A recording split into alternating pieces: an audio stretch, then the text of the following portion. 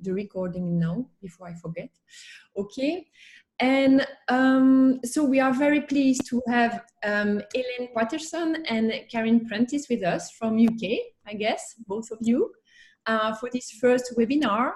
And they will offer us reflective practice on the 7 C's, so the 7 competencies.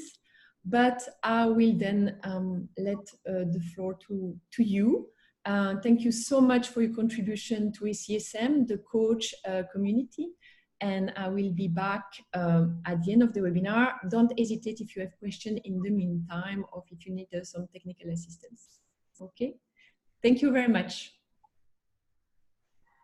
And thank you, Virginie, and for the technological universe out there that is bringing this to you today. So I'm Karyn, and we're going to today introduce you to a new lens, a new way to see. And in fact, it won't be about competencies. Elaine will say a little bit more why in a minute, but we're going to walk you through the 7 petals of the flower that you see on your screen now. And we will invite you to take some time to reflect, you know, first for you, to see how this methodology might work for you. And then obviously it can be something that you use with your clients. But today we're going to ask you to focus on an issue of your choice, something that you don't have to share the details at all. We want to keep the container safe, but something that you're interested or curious in exploring for yourself. That's part 1. And then at the end, we're going to do a harvesting of what came out for you, so we can gather the collective wisdom from the group about the process. So just a word about contracting, about that time together. And I wish it were possible to see all of your faces and really connect this way. I know you can see us, and we can kind of sense you out there. We hope that in the sense of contracting that you'll share only what you're comfortable with. And our kind of baseline, we often say, is that you'll come with goodwill towards yourself and others, and that you will leave with goodwill.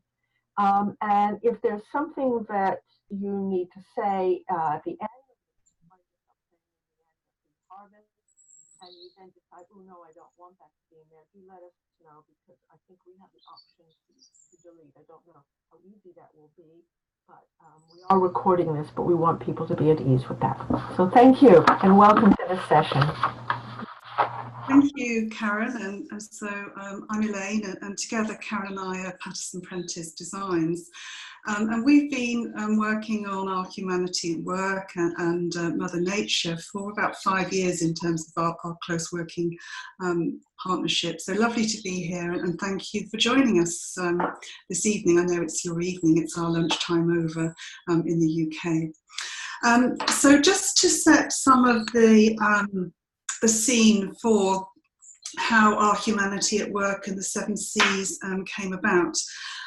Some of you may know that about 5 or 6 years ago I completed my MA research into reflection and reflective practice. And one of my meta conclusions from this piece of research was that reflection is an act of creativity. It's an act of creation, whether it's actually bringing the new into the world in terms of a new idea, a new way of being or relating, a new product or a new service, a new kind of relationship, or it's actually reshaping the old.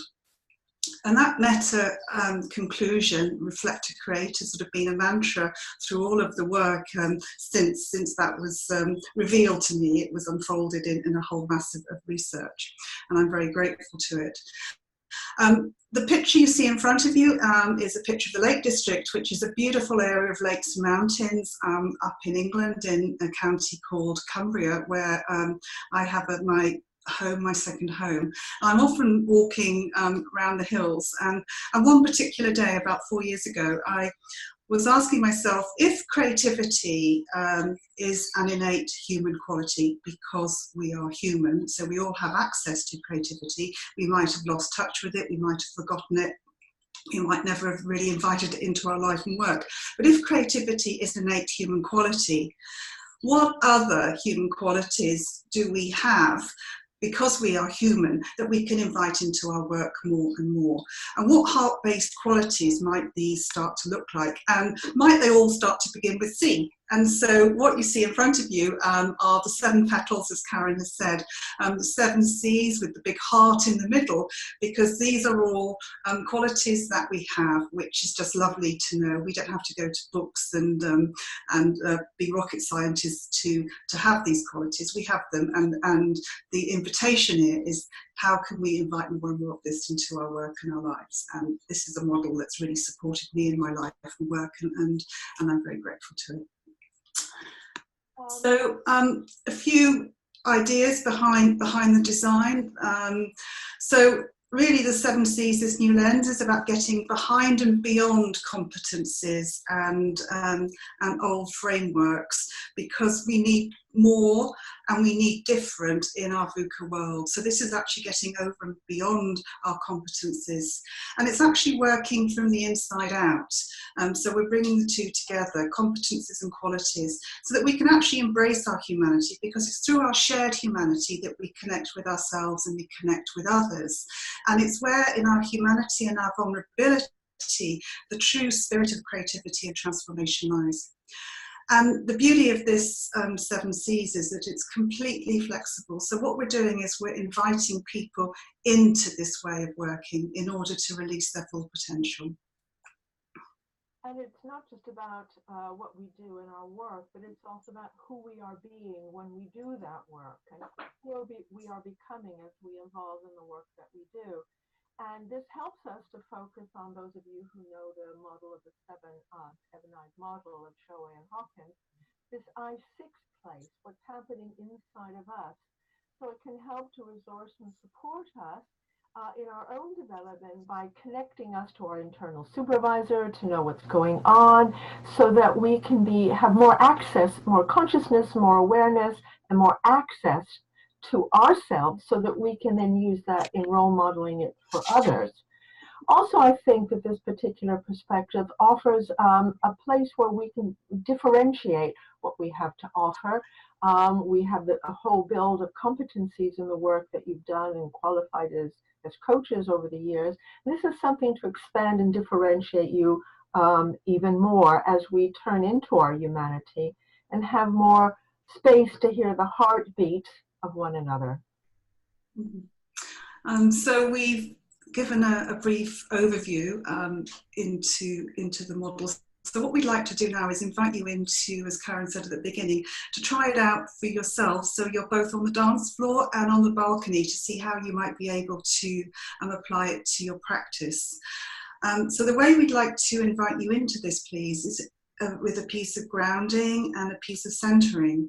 So perhaps wherever you are, you could just step away from your desk and put your pens down and just breathe into your body. Just start to close your eyes if that feels comfortable for you, and just start to connect with your breath.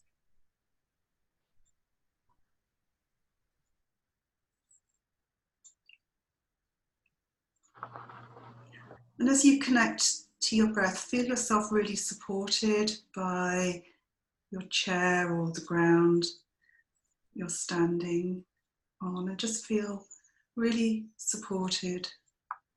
And just breathe into any twitches or niggles, and just start to feel your body come home to you. And just change your breath. So you're breathing into 2 and out to 4.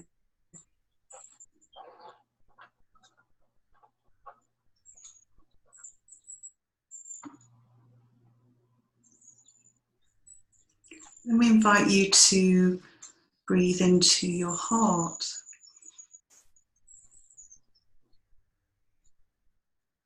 And just become curious about what's emerging for you. What question or issue is emerging that you would like to work on this evening with us?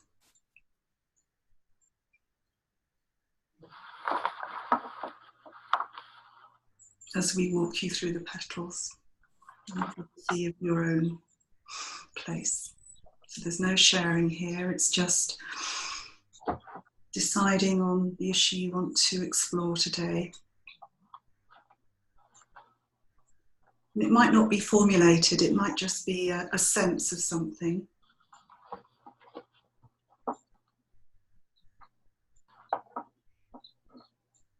So no need to force it or pressurize it, but just let it float up for you.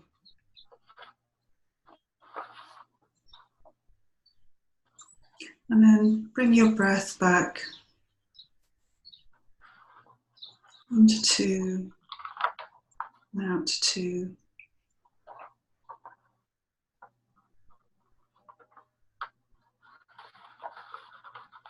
Then come back into the space you're in and just capture your question or wondering in your journal.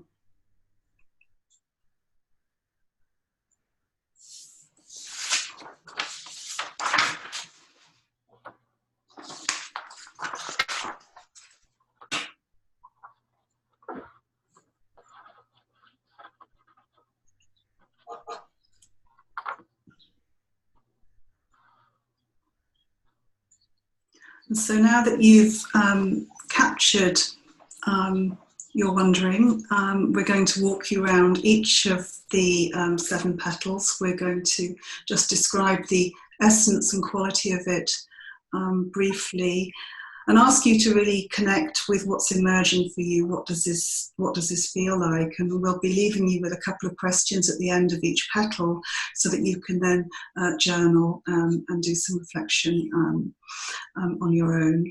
And then after the end of about 3 or 4 minutes for each petal, we will just chime a bell, because each petal has got a different energy and essence to it. So, thank you. So here we go with the first petal, which is called care. And caring is at the very heart of our humanity. It can be all kinds of ways we express care. It's about who we are and how we care that is part of how we are defined as human beings. And it's a deeper expression, perhaps even our integrity in action. It's about our values, our integrity, and it sets the compass, if you like, for authentic and ethical practice when we consider in our time, how is this thing that I call caring when I take that out into the world? In the words of Ken Cashman, leadership and professional practice is not simply something that we do. It comes from somewhere inside of us and is a process. And in some cases, an intimate expression of who we are. It is our being in action. So thinking about you and the question or issue or wondering that you have for this evening's webinar, what do you care about in regard to this thing that you're holding in your mind's eye? What's really important for you here? And on a scale of 1 to 10 or 0 to 10, how careful are you with this? How full of care are you with this? So you can pick any or all of those, but whatever question of the 3 pulls it to you, then just take a moment to capture what comes up in relation to your wondering, your question that you're holding this evening. Leave you for a couple of minutes, and then we'll ring a bell just before we're about to move on.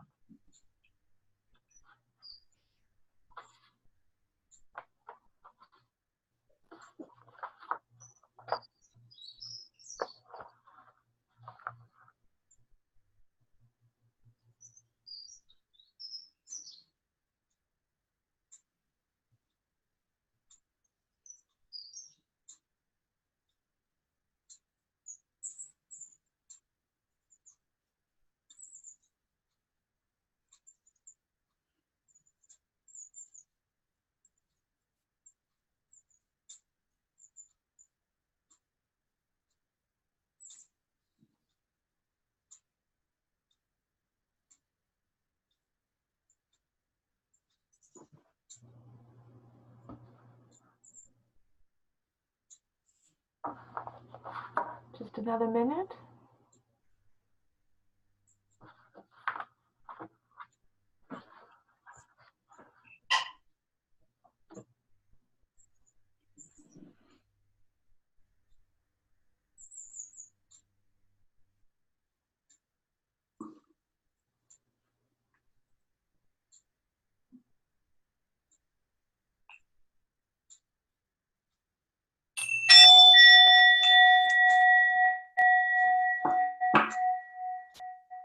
Ooh, that was louder than I thought. Sorry. Lots of bells. Oh no. I apologised, everybody. Yes, so my curiosity is sparked as to why that was so loud, so I apologise, but curiosity, moving around around the petal. We're all endlessly curious, I think, as coaches and supervisors. That's why we do the work we do. And just to share with you some of the definitions we've worked up here, curiosity absolutely drives inquiry, questioning, and our learning. But the beautiful thing about curiosity is that our brains love questions. And curiosity really keeps us open and awake and alive and receptive. So curiosity keeps us with open minds and open hearts to be with what we're experiencing. It keeps us on our edge, and it gives us that beginner's mindset of curiosity, wondering what is going on. So we keep away from our fixed assumptions, and we can let go of that as we open ourselves up to experience. So one of favourite heroes is Albert Einstein, and as he says, the important thing is not to stop questioning. Curiosity has its own reason for existence. One cannot help but be in awe when he or she contemplates the mysteries of eternity, of life, and the marvellous structure of reality. So the important thing is not to stop questioning. So going back to you and your question, please choose any of this or something else that sparks your own curiosity. But with your own question, what are you curious about here? When was the last time you were truly surprised or discovered something new? What are your blocks or blind spots with this? What is emerging in you right now? And can you give honest feedback? Or even on a score of 0 to 10, how curious are you with the question you're working on right now? So what are you curious about here? So again, we invite you for 3 minutes journaling to see how curiosity applies to the question and issue you're working on.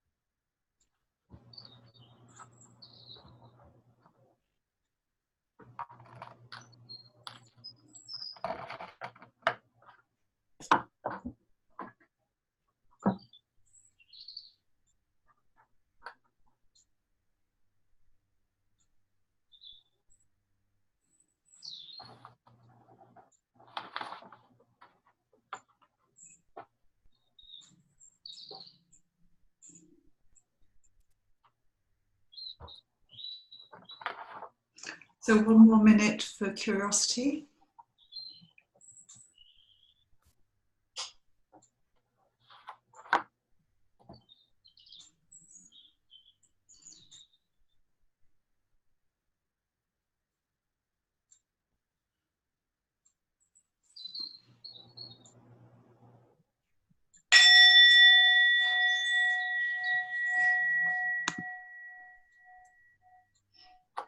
So we move to our third petal, courage, from the French word cœur, meaning heart.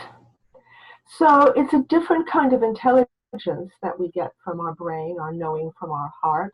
Our heart tells us to be brave and bold and fearless, and perhaps to trust as well for wise action. Knowing from the heart helps us to move forward, whilst also being aware of our vulnerabilities, the risks, and the excitement perhaps. But it enables us also to test and experiment and discover and try out. As Coco Chanel says, the most courageous act is still to think for yourself and find that knowing in your heart. So again, pick from one of these, or if another question arises from your heart, what does my heart tell me that I'm called to do about this question I'm holding? What am I actually really here for, in a bigger sense? What do I really want to create and connect and be with here? What will need my courage here? On a scale of 0 to 10, how courageous are you with this? So again, we'll give you a few minutes to just capture whatever arrives without censoring it too much. Just capture what comes up. And we'll ring a bell when we get close to that time.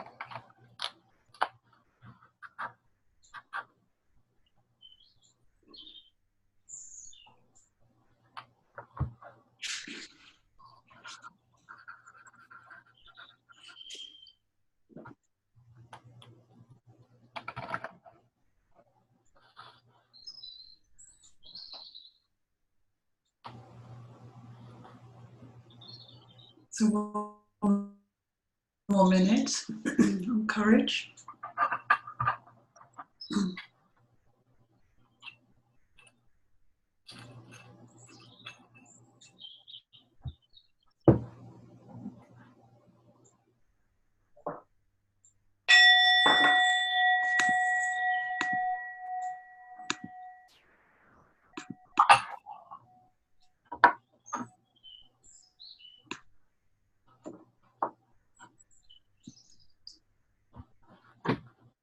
So we're now moving on to the petal of compassion. So compassion is, in fact, there was just a global workshop, series of webinars on radical compassion. So it's very much in our ether, and is a massive invitation to all of us as we're going forward in our VUCA world. So compassion is the invitation and the capacity to connect to ourselves and to others, and to our shared humanity, our shared humanness, with a loving kindness and without judgment. And compassion is the capacity to be with and connect to the feelings of others, whilst also staying really centered and connected to ourselves. And so this is really different. Compassion is different to empathy, but it's a bigger holding quality that we're inviting ourselves into. So it's being able to connect whilst also staying centered and connected to ourselves. And compassion is this rich gift, and we can give to the world and to ourselves, which is the capacity to embrace all of what it means to be fully human. Our vulnerabilities, the joys, the sadnesses, the delights, the tears, the dark and the light. And so this compassion is this ability to be with all that is, all that it means to be fully human. And this is so critical in our work as people developers, coaches and supervisors, to be with. And critically in all of this, critically, that's an interesting use of the word, I don't mean critically, I mean fundamentally, self-compassion is absolutely fundamental and foundational to our ability to keep working in this way, because this is the gift we need to extend to ourselves in order to forgive ourselves, in order to support and resource ourselves, in order to role model this for others. So self-compassion is an equally important part of extending compassion to other people. And as John Donne, the poet, said, no man or woman is an island. We are all connected. So here are some questions for you to consider in relationship to your own question around how to invite compassion into your question. So how do you extend your compassion to others? How do you extend self-compassion to yourself here now with your question? How accepting are you of your own and other people's vulnerabilities? And how might this be showing up in who you are, in how you work?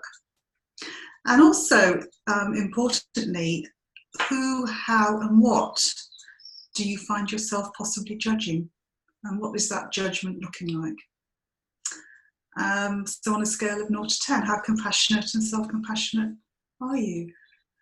So just choose any of those questions or have your own as a development of what we've just offered to you, and we invite you again to journal, working on your question.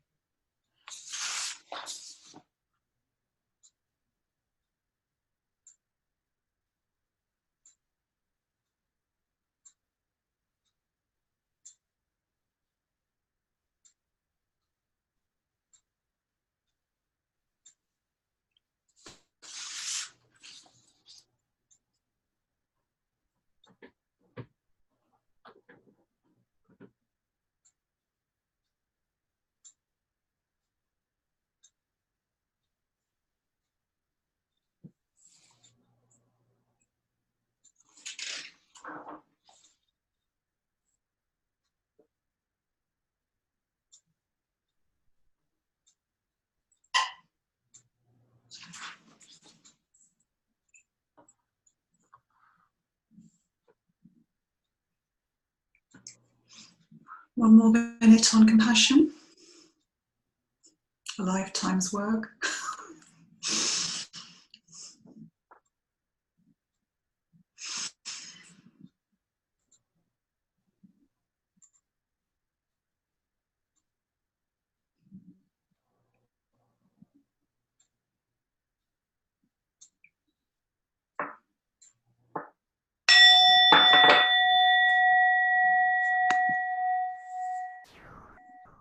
And it's interesting that connection follows compassion, because when we do access more of the compassion we have for ourselves and others, then we can see the finer golden threads in connection.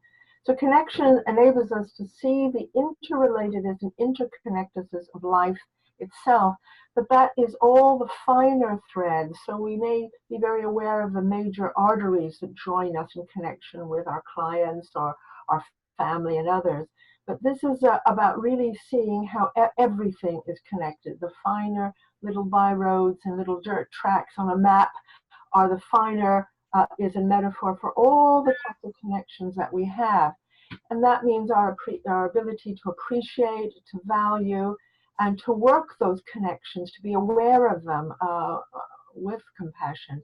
with all living things, human or plant or vegetable or animal, across past, present, and future.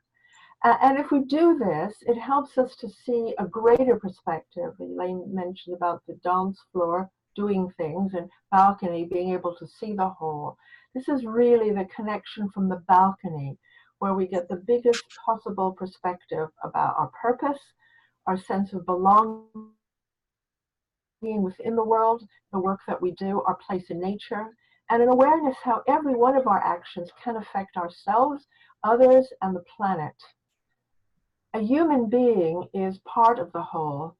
He or she experiences him or herself, thoughts, feelings as something separate, but this in fact is a delusion, and in effect a prison. We are all working to be free and be ourselves. So 4 options here: when, how, and why did you, where did you last feel a deep connection to somebody or something, really deep? And how does that link at all to your question? Or what does the connection feel like in this question? What has happened, and how did your perspective alter? And possibly where or what do you need to connect or reconnect to right now? And on a scale of 1 to 10, how routinely connected are you in relation to your question? Give you a few minutes to think about that one.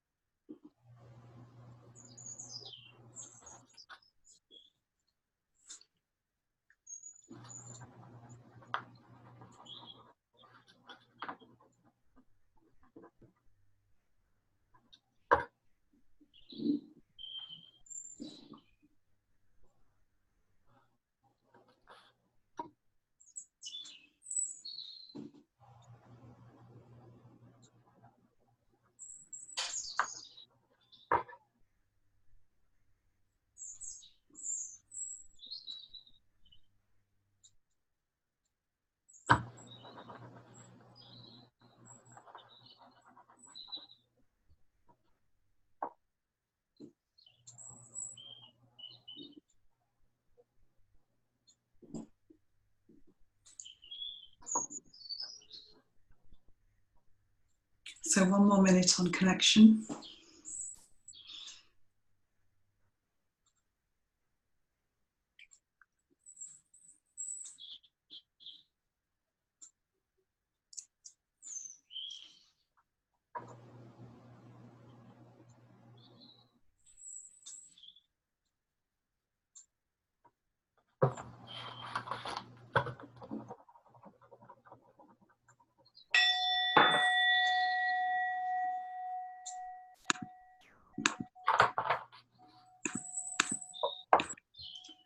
Oops. Got it. Having to be very inventive to get the creativity slide up. Oh dear. Not great on this technology, we apologise. But yes, moving into creativity, or falling into creativity, which I think is a lovely, a lovely concept for it, because creativity arrives and surprises and delights us. So moving on to the next petal of creativity. So as we mentioned in the introduction, creativity is the capacity to reshape the old or create a new, to bring the new into existence. Capacity is also a radical act of trust, because it's around giving up what we think we know, or we think we thought or what we think we felt, in order to trust this emergence, what's coming up for us, in order to trust our intuition, in order to trust our inner wisdom, to follow the path of potential and possibility.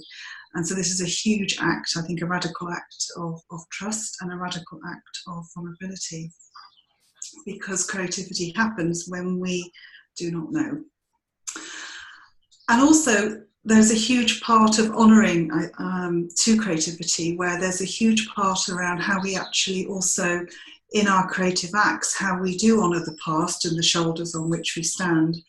But also that within that we have the courage, from the earlier petal, around also breaking, moving away from our habitual habits, our habitual ways of seeing, being, doing, relating and learning, which are no longer serving us in this moment, and in this moment in order to create the future now. So there's a huge honouring in creativity, which is really important to bring into our work. And the quote here is, creativity can solve any problem. The creative act, the defeat of habit by originality, overcomes everything. So creativity is an act of freedom. So going back to your question, how does this inspire you? What inspires you here? What are the seeds? What and where are the seeds of the future which are already here in your system, which are pointing the way forward? And how can you be more playful and creative and fun-loving with your question? And possibly on a scale of 0 to 10, how routinely creative are you? How creative are you being with your question right now? So we invite you to choose one of those questions, or creatively choose your own, and journal for a few minutes.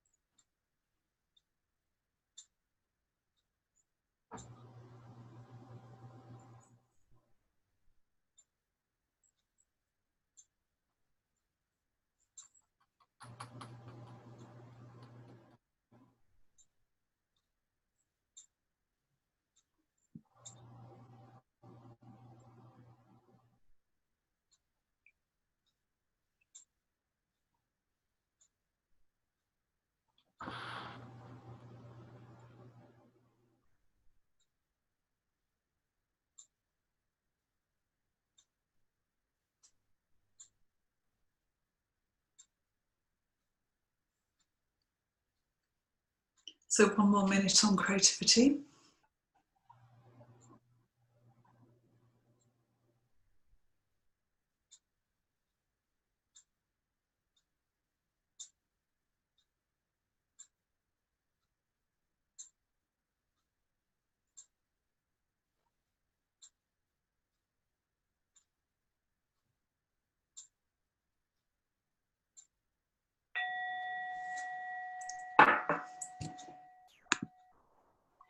So we come to our final petal, and how appropriate. We're coming into a quiet space now. So contemplation is that capacity to turn away from the endless day and the busyness of our days and the noise of busy living, to be quiet with ourselves and to really hear ourselves think and to rest. And in that listening to ourselves, to trust that as things arrive in our hearts and minds, that we can trust that some new knowing will arise, that we're actually creating a space that will allow our wiser self to actually be present and say what perhaps we know in our deepest self. So we're being very mindfully present in the moment, to be there, to pay attention to what hits across, what settles, what changes in our bodies, in our heart, in our soulful intelligence. So we have the fullness of that quiet space of grace. As Parker Palmer says, the soul is like a wild animal. Whilst tough, resilient, and resourceful, it is also savvy and self-sufficient and shy, and will only come out when it is safe to do so. So this is a really important petal for us to be with what we can know about ourselves and the world. So finally, picking one or any or something else of your own, do you create time and space, enough time and space to listen to yourself? How do you listen to yourself? Through your body, your heart, your mind, your gut? How do you need to let go in order to move forward with your question, knowing what perhaps your wiser self would say? And on a scale of 0 to 10, how regularly reflective are you? A couple of minutes just to capture these last thoughts about this petal.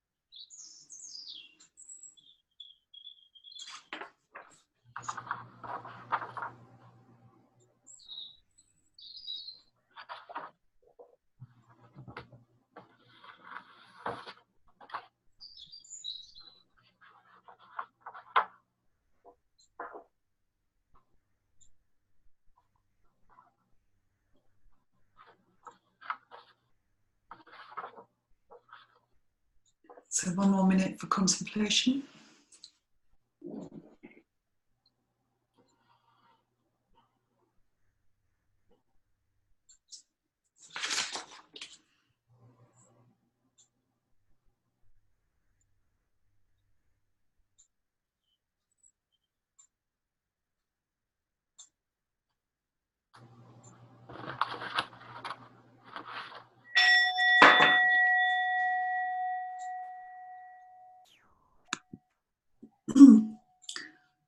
So thank you for walking with us through the 7 petals. So you've collected a huge amount of wisdom and insight from exploring each of the 7 C's. So we're just going to invite you for a couple of minutes just to go over what you've surfaced and just to capture in possibly a couple of sentences what your big learning, harvesting might be from this process, from your question.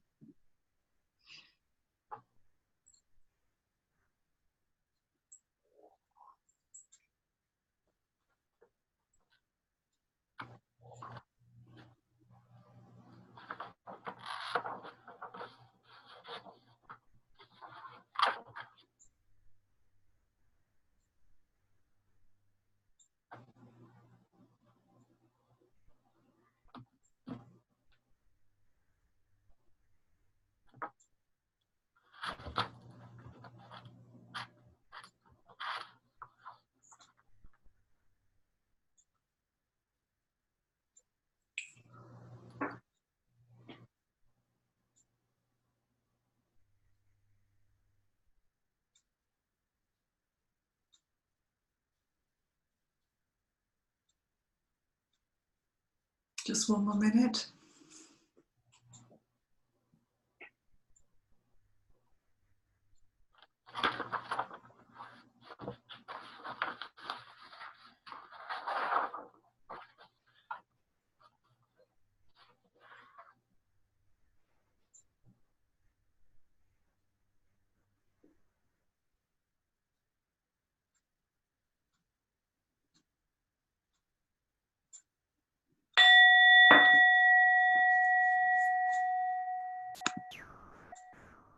So we've got a little bit of time before we close and hand back to Virginie, just to kind of harvest what's been happening for you in the process part. So we ask you only to share what feels appropriate for you. But let's start with what are your first thoughts about participating in this process, and which petal might have been hardest or easiest for you? Let's perhaps start there and see if there are a few people who would like to come in with some thoughts.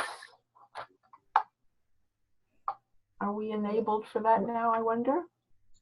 So if someone wants to share their findings, they can raise their hand, and we can unmute them so that they can share their findings.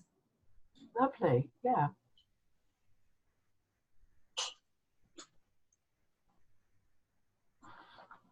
So Elaine, you can check that on the, okay. On the chat rooms, somebody's coming in now. Love the courage petal, calling from the heart instead of overcoming the fears no matter what. That's lovely. I would imagine, Marianne, you're not the only one who would echo those words. I think they're, they feel very apt. Thank you for that. Mm. What else? What was the hardest one? Mm.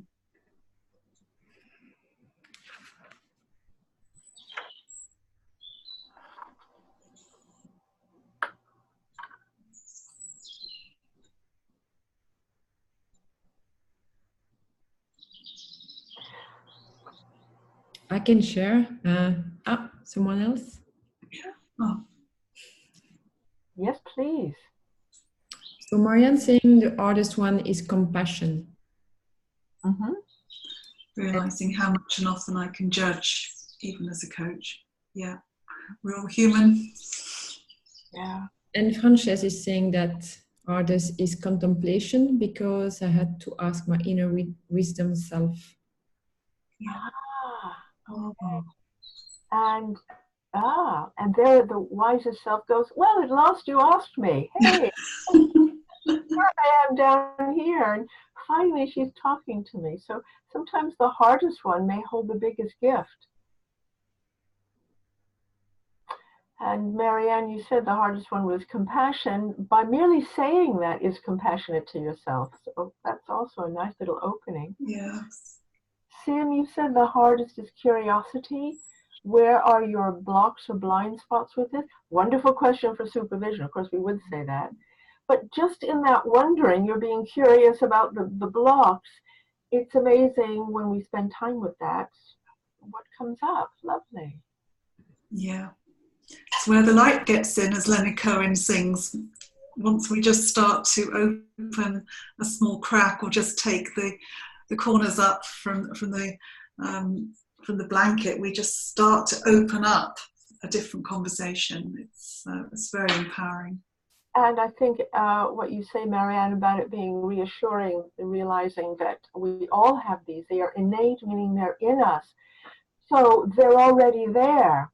Just like kidneys and liver and heart and lungs, they're part of us already. We're just making space to notice them and be friendly with them, and see what might happen as the petals unfold into a full flower, which every one of you already is. Yes. And as we do more and more of this practice and practicing for ourselves, we role model it for our clients, and we can help guide them into this way of working and this world of possibility. And there's a question here too about how these might differ from culture to culture, and I think that's a really brilliant one, a really good question. And I imagine many of you are working across countries and cultures. Some things are held in higher esteem in a culture, some are shyer. So I think that's a brilliant thing to bear in mind when we're dealing with the kinds of questions we bring to our clients to reflect on. Mm. And to be really sensitive to all of this, because this isn't a textbook or a mantra. It's around inviting up a possibility. And in some ways, it's also an opportunity to bring all of these qualities into balance, because as we hope we've shown you, they all work in harmony with each other, and they all are mutually reinforcing. So that there's no right place to start. Everything is good and everything is to be welcomed. And in the world all of us work in, it's so complex and so ambiguous, that Sim, Shu, you've said about the courage to see. I think we are all called upon as coaches and in our working worlds to have courage to see afresh with new eyes. Yeah. And we've got contemplation is something we often put aside and don't allow the inner voice to be heard. It's something important enough to block time and enable us. Absolutely. Yes. Mm-hmm. That inner voice rarely lies.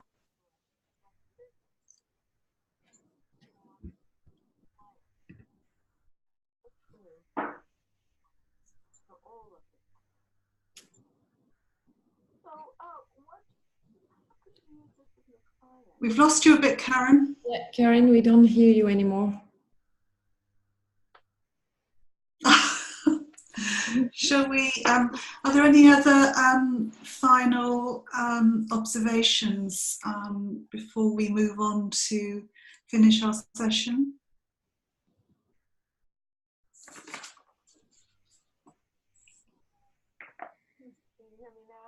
No. Oh, yes. Oh, we can now. Yes. We can now. Yes. I'm afraid that's my broadband. I was going blah, blah, blah, just to say, have you got any questions? Or we were lip reading. Yeah, Marianne said it helped expanding the thinking, so it all seems much more doable. So thank you. Yeah, so before we hand back, we just want to share with you a lovely quote from John Nesbitt.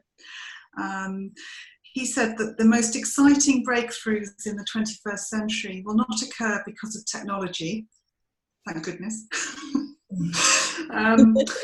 but because of an expanding concept of what it means to be human.